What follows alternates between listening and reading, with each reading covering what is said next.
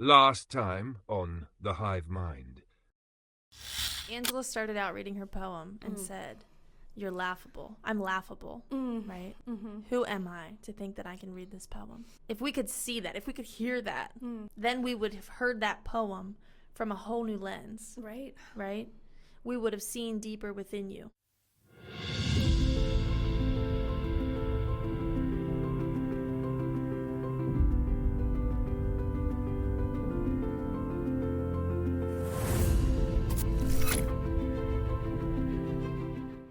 So fear and projection doesn't allow us to embody mindset because it's created labels from our triggers. And somebody said yesterday, this is when the girl said, "Yeah, what the heck am I supposed to do about this?" Exactly. Yeah, I do that. Yeah, we all do, right? We Yeah. all do this. We do. My suggestion yesterday was just start writing down what triggers you. Because awareness, right? The fifth one is awareness again, but it's awareness and integration. It's like, here's the parts of you that are buried. Let's get aware of them. Let's clarify what those things are. Let's have some grace for ourselves. And integration says, let's use it. Let's start to expose those parts of us. Let's come out from behind the shadows. If we have a intuition or instincts that have been wounded, if we've been shamed to use our voice, if we've been conditioned to believe that we don't deserve fill in the blank, we are unlikely to show up in an awareness and integration that says, I'm going to move in the world, right? Aware and being able to do something about it. Being able to look at my triggers and say, not today. I see you here. Sit down.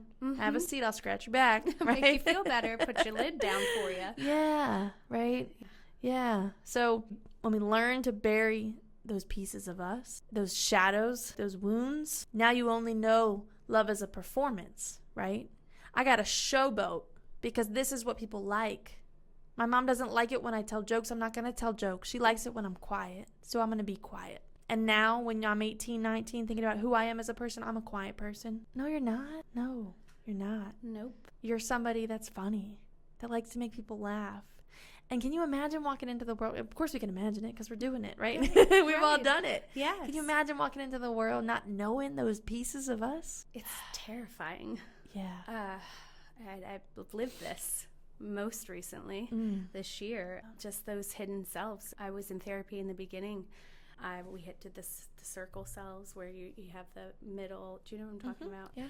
The middles are like, I'm female. I'm straight. I'm married. I live in a house. Yeah. Like just your basic blah. Sure. And then the more superficial things that make up those little parts, and then the more superficial things. Yeah. So in that project in therapy, I had question marks in the center. Half of my center was question marks. Who am I? And they asked us to put faces, like how it would make us feel, like a little smiley face, or all of it was confused or angry or just like it was. Yeah. And once I was given tools by the people around me, the people I choose to surround myself with now, and the tools through therapy, which the Hive helped me find. Shameless plug. I did that project again the week I left. Cool. And I didn't draw circles. I drew flowers. So the center of the flower was me, and it wasn't female. It wasn't straight. It wasn't, I have brown hair. It was, I'm inspired. I'm inspiring. I'm empowered. I'm empowering. I am all these things, and everything grew so beautifully from that. That was so much more true. Yeah, because in the beginning, the way you did that on day one, right? If you were to identify differently, if you were to dye your hair, if you were to move out of your house, your identity becomes stripped from you because you're labeling your identity as things that aren't in your core. No. Right? No. Yeah. And we become conditioned Yes. to believe that, right? Yes. Which is the sixth one. It's conditioned beliefs, but this one is conditioned beliefs about yourself. How sad is that? Yeah. If you walk around the world saying, I'm too much, or I'm not enough, that's mine. I'm too loud. That's me. Annoying.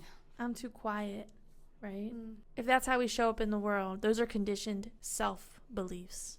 Conditioned beliefs about ourselves. Those shadows stay shadows. The monsters stay monsters. The monsters stay monsters. And if we can't give ourselves that level of mindsight, if we can't look beneath our brown hair, if we can't see beneath that, it's really hard to see beneath that in other people. It's impossible. Impossible. You think they are their surface level. It's because you have no awareness of that center, that inner self, and the ways to change those monsters into puppies. Yeah. Now we see the girl walking in a jumpsuit and thinking, she's not just a girl in a jumpsuit. We talked to Kyle last week. Yeah. Kyle's not just a man with 2 counts of involuntary manslaughter. No. So much more. Yeah. So when I say mindset changes everything, I mean everything. It really does. It's like it turns judgment into curiosity. It turns monsters into puppies. Conflict into connection. Shame into safety. Oh, that was a huge transformation on my end. That shame. And I know a lot of people probably our age, I feel like that was just kind of the old school way to raise children. Absolutely. And it's nobody's fault. It's fear-based. It's kind of just how we were told to live. Unless you watch Mr. Rogers, he was an angel. It's funny to me when we have these conversations in this platform because we're kind of dramatizing something that's really simple. We really are.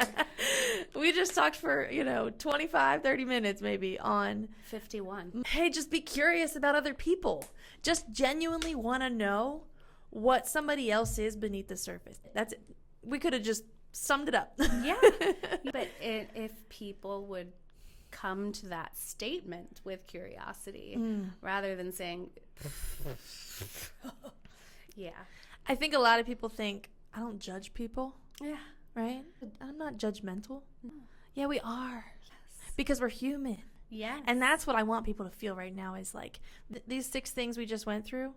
If you weren't raising your hand at some point thinking, oh, I do that. I can see myself in that. I can see that as a barrier for me. Then you're lying. Stop it. You're not ready yet. You're not there yet. Stop it. Yeah. What we resist persists, right? So getting curious with ourselves is where we got to start. That is the start of the whole game. So I have a challenge. There's a shift that you can try today. Next time someone's behavior triggers you. It will be today. It will be today. And for everyone. Yeah. Because you have got to learn how to cycle through those. And I have to learn, and you have to learn. They have to learn. Okay. And so next time someone's behavior triggers you, ask this. What pain might be underneath that? Then notice what happens to your body when you ask it. That's the very beginning. Yeah. I want to give you 2 tools also, because we just talked about all the things that make it really hard. Practice makes perfect. Let's get them in our toolbox. And there's 6 things that we would in our coaching, right? So do coaching because there's more in here. Yes. Right? If this cracks something open for you, right? This is just the surface of what we do in our coaching program. There's so much more inside that full coaching experience. But I'm going to give you 1 strategy. 2. The first one is, I'm just going to say it for the 100th time in this episode. Curiosity over judgment. It's the question that you just said. Yes. What pain might be underneath this for them, right? Or for you. When I'm aggravated today, what pain is under here? Why is a good question. Why might I be feeling aggravated? Why might that person have showed up that way today? Why does my heart drop when my husband yells at the TV? Yeah, right. Whew. Yeah. Curiosity, right, comes in that. The second one is sportscasting, right? And this is a strategy we give in the coaching program, so I'll just give you a little taste. I like it. Sportscasting, right? When I'm watching a football game, okay, there's a sportscaster, right? So-and-so threw the ball to so-and-so. So-and-so is running down the field. So-and-so scored a touchdown. It's just what happened, okay? Sportscasting says, if I'm going to approach a relationship or a conversation or a connection, right? If my husband is raising his voice, I might say something like sportscasting. I might say something like, I noticed you raised your voice. Are you angry? Versus, you're always so angry. Why do you come home so aggro all the time? Yeah. Oh, I'm not aggravated. I had a long day. I'm tired, right? That's judgment comes in that. Assumption comes in that. Right. Curiosity says, I noticed that you did this thing. Exactly what I see. I noticed that you raise your voice. I noticed that you're quiet, right? That allows another person to tell their story. Imagine how this could save your relationships, Yeah, right? it does. Changing the language. Super simple. Again, super simple. Not jumping to the conclusion, not letting fear and projection drive the narrative. Leaving room for curiosity and allowing somebody else to share their piece of the story. So I would ask that you try that one tool, right? Judgment, curiosity over judgment, right? And maybe a little sports casting this week. Yeah. See how that works. Yeah. Oh, and I encourage people to share their experience in the comments here, because we could pull them up and read them and discuss them. Would love that. We'd love to interact with you guys on these. Let us know in the comments. Yeah. Let us know how this is working for you. Give us an example of how you tried to use this. Or maybe where you realized, ooh, that was a scenario where I didn't embody mindsight. Because that will happen too, because we are human. You might have a couple questions for us, and I'll have some questions for you. Yeah, I got one right now. Oh, what is it? Oh, God. Angela. Y'all. When did you realize that you were judging instead of being curious? So the biggest and most regrettable probably centers around my dad passing. Many years when I lived in Arizona, I judged his seeming lack of communication. I labeled it. You don't have time for me. You don't love me. That's fine. Then I moved here and it happened again. And I looked at it again with judgment. Okay. You're not going to make the time for me. I'm not going to make the time for you. I feel abandoned all over again. Unfortunately, I did not realize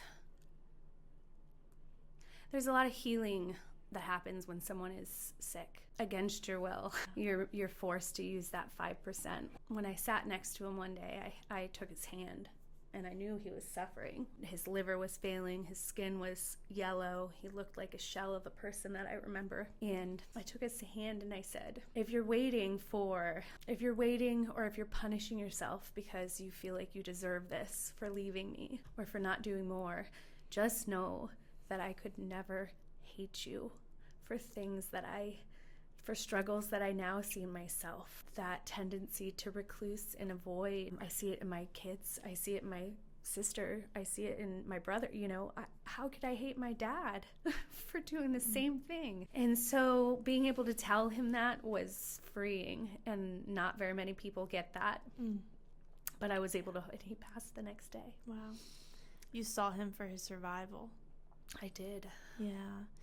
And I think the importance there is, we said it last time and I say it all the time, is it's a reason, not an excuse, right? Is that you can still feel parts that feel abandoned. Yes. That part of your story doesn't go away. No. Yeah, but the curiosity allows room for connection, which you may have never gotten the chance for. Right. In that moment, I felt it. I was allowed to live with both of those feelings in that moment. And I really do believe he felt it too. I'm so happy I was able to come up with something like that. Was pre-Katie. That was PK. That was pre-therapy. Yeah. Pre-everything. That was last February. You felt the need to connect. Thank God. Yeah. So just don't let it. Just don't let it. If it's safe, let that curiosity, even just in knowing that and saying it out loud, it helps me live with myself. Yeah. Too. Sure. Ooh, that's powerful. Thank you for sharing that. Oh, thank you all. Here to cry. Here I to told cry. you that. Here to cry and smack this guy. All right, now that you've made me cry, which barrier hits you the hardest? And where did it come from? Oof. It's sorry. Yeah. We did not prep these questions. So, I mean, to me it's easy. Which barrier hits me the hardest? It's definitely conditioned beliefs about self. Yes. I raised my hand and said I had never have ever felt like enough, ever. And if you asked me 10 years ago, right, what relationship would look different if I had mindsight for myself, right? That'd be the relationship. It would be the one with myself. Yeah. I think about, I started this organization 10 years ago. Right. Right. So I can very easily put myself back where I was at 19. And now I'm 29. right? And this conditioned belief has always been, I'm not enough. I've done a lot of work to figure out where it comes from because it's not concrete. It's not a moment in time that I can pinpoint that somebody looked at me and said, you are not enough. I think that over the years, the language inside of me became so loud. I've always been somebody that was a people pleaser. I think that comes from my need to feel like I had to keep the peace. Right. As a child, that I had to shield other people from negativity and judgment. Right. I kind of became a lot of people's protector, and nobody told me to do that. No. I just kind of jumped in that role, and I'm still in therapy and trying to work through that, right? So I don't have a total concrete answer there of where it comes from, but I know it comes from a young age because I can go back to the little version of myself, and I can see me doing that. I can see me putting other people before myself constantly. And I think about, as I entered into this career path and just adulthood, I can see the way that I've changed, and really not until more recently, in being able to look and say, why the hell do you think you're not enough? Look at all this evidence. The evidence. Here's exhibit A through 3,000 people. You said that last time, right? 3,000, or that was 3,000. The first episode. Yeah, and it never mattered. I think I said in one of the episodes already that I never would have said what I do is beautiful. Yeah. Right? Because I've never felt like what I did was enough. I never felt like if my name was next to it, it would ever be enough. Because who am I? I'm not enough, right? And so what then has happened in my world, and that's why this relationship with myself looks so different now, is I've started to assess that. I've started to say again, I don't know. It's not gone, right? She's sitting in the room. Yeah. That voice that's telling me I'm not enough is here right now. Yeah. Right? And she's with me every day. Yeah. In every place I go. But what happens now is I know she's here. And I say, you know what? My voice is going to shake, right? I might get a little twitchy, but I'm going to do it anyway. Because maybe it'll be enough then. Maybe if I show up authentically, even when my voice shakes, maybe one day that'll feel like enough. Yeah, and it is enough. And really for me that changed a lot when I had my son, because now it was this generational thing of like, I never want him to feel that way. Yeah. I know I never want him to have that language. And so I'm not going to let him see me with that language. It's there, right? But I've started to quiet it. I've started to push it to the side, and I've started to do stuff anyway. You gave her a sandwich so she had something to do with She's her busy. mouth. She's over there. She's eating some potato chips, some Takis. Yeah. Spicy. Yeah. And you know what? I love myself now. Yeah. I said probably 2 years ago, I remember I posted a picture on Facebook. I was sitting in my hot tub by myself. And I said, it's really amazing when you start to like the company when you're all alone. Right. It's no longer loner party of one. Anytime I'd go anywhere by myself, it was loner party of one. But I know I'm not, because I have you walking next to me. And you're reminding me. You will not let me forget. Yeah. Uncovering the shadows, right? And I will not let you forget. And it comes back to the hive in that community. That it goes full on circle to that village that helps bring those things out in your self-love and forces you to take a look in that mirror and say, oh yeah, that's not who I am. Well, thank you for pointing out that I've helped 3,000 people. Like, I don't really know how that's escaped my mind. Right. I will never let you forget. I gross her out on a daily basis. I don't like it. I'm like, look at She's you. my soul, but I don't like it. Yeah. It's that knee jerk. It's that knee jerk that says, oh no, you're, ugh. Yeah, and here's the thing. Here's the power that comes with being able to give other people mindsight, right? We just said, number 6, conditioned beliefs about self is a barrier to embodying mindsight. So who would I be if I walked around helping 3,000 people without embodying the true and authentic mindset for myself? So me getting curious and saying, Katie, why the hell do you feel like you're not enough? People tell me every single day that I am. They've told me every day of my life that I am. Right. Why do we believe this about ourselves? And then when I show up with those women in the jail yesterday who are sitting there thinking, I'm sure as hell not enough. Right. Look where I'm sitting. Right. And being able to sit down with them and say, I feel that way too. Right. And I'm not where you are. And so if I can sit here and say this about myself, I'm going to share this with you. Because we are human. And let's get curious about why we are where we are. which is what I want to talk about next week. Oh, I'm so excited. Yeah. Let's talk about attachment next week. Let's just go there. We're going there. It's happening. Yeah, it's really cool how we're it's really cool how we're doing this podcast because it's totally out of order that we do our coaching. Yeah. But it's just organic, which I really like. It's a natural human experience that Yes. we're enjoying thoroughly together. Yes, I love it. We said the same thing. We are mind telepathy, is that what we call Mind-sight it? telepathy. She's in the same field where the monsters were, and we're playing with puppies. Yeah, exactly. Yeah. So let's give the listeners a couple questions because you got to put yourself where we are. Okay? I'm not going to cry if you don't cry with me. Come on now. So, how about number 1? Which of these barriers screams your name? Get out your journal. Think about it. Sit with it. Right? Go to a coffee shop. Grab a coffee. Stew over that. Which of these barriers screams your name? Ruminate. When was the time that you reacted without asking what's really happening to them? What's happening for them in this moment? Why? When your child throws the toy across the room at your face. Why? What's happening for them in this moment? Yeah. What's the need beneath the behavior? And we'll give you one more. What relationship? Angela just shared a powerful story. Yeah. What relationship could be reborn again for you if you changed your lens from judgment to curiosity? Meow. Yeah. I want you to know that you're not broken. Angela said it in the beginning. You're just looking through a cracked lens. Yeah, you just gotta rip those pieces off and let them rain. But lenses can change, right? They're not permanent. Lenses can change. And as your light shifts, it shines against the lens, and if you let the pieces fall around you instead of blocking in front of you, it can show those colors. It's just you can't not see them. You can't not. Yeah. It's a beacon, a self beacon. If today spoke to you, I hope you'll share this with somebody else. If you want to go deeper into this whole mindset experience, sign up for our coaching program. Yes, yes. Because we go there. Available on Zoom soon. Yes. Turn on your notifications. Oh, yes. New class starting soon.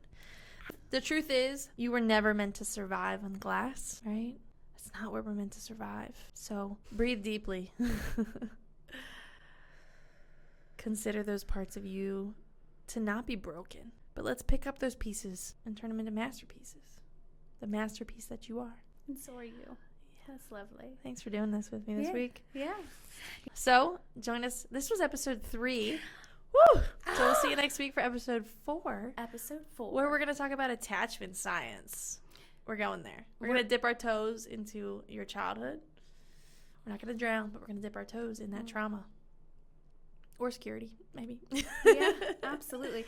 And if anything brings up anything for you guys, of course, there are resources out there. Absolutely. Yeah. And you can always start with the Hive. Reach out to us. We can certainly connect with you. So, yeah, we'll see you next week. See you next week. Bye.